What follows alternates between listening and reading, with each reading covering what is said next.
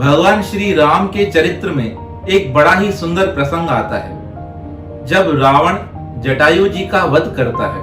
अब जटायु जी घायल अवस्था में प्रभु राम को पुकार रहे हैं, राम राम राम। राम और लक्ष्मण जटायु जी की आवाज सुनकर जटायु जी के नजदीक आते हैं, पूछते हैं, तात क्या हुआ?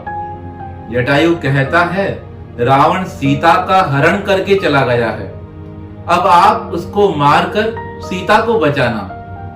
तब राम जी जटायु जी से कहते हैं, आप जो मांगना चाहे वह मुझसे मांग सकते हैं। अगर आप चाहो तो मैं आपका शरीर पुनः स्वस्थ कर सकता हूं। तब जटायु जी कहते हैं, हे राम, जैसी मौत मुझे अभी नसीब हो रही है, क्या मुझे पुनः ऐसी मौत मिल सकेगी?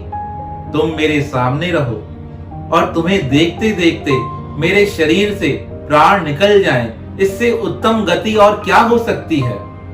जटायु की बातें सुनकर भगवान राम मुस्कुराने लगते हैं। तब जटायु जी कहते हैं, राम, तुम्हारी गोद में रहकर मैं तो परम धाम की ओर जा रहा हूँ। क्या तुम चाहते हो मैं तुम्हारा यह संदेशा वहां दशरथ जी को दे दूं कि राम की सीता का हरण रावण ने कर दिया है? तब भगवान राम मुस्कुराते हुए कहते हैं, हे तात, आपको यह बात कहने की आवश्यकता नहीं है। रावण खुद आकर पिताजी से यह बात कह देगा।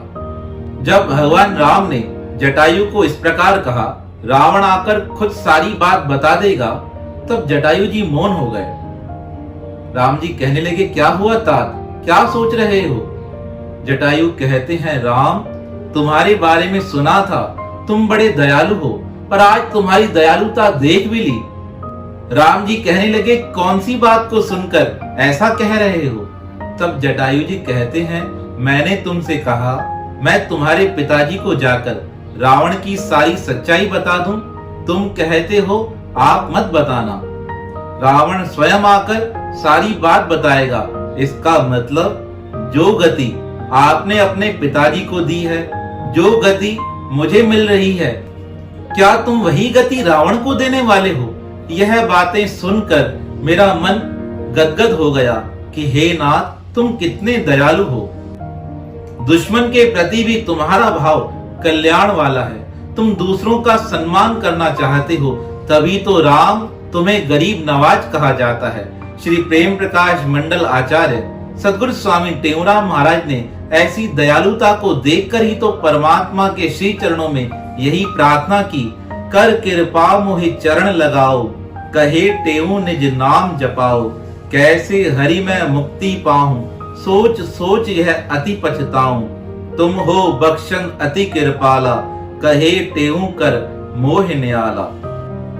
हे नाथ, अब मुझ पर यही कृपा करना कि मेरा जीवन सार्थक हो जाए। तुम जिस प्रकार बख्शनहार हो, मेरे अवगुणों को दूर कर कर मुझे अपने चरणों में स्थान दे देना।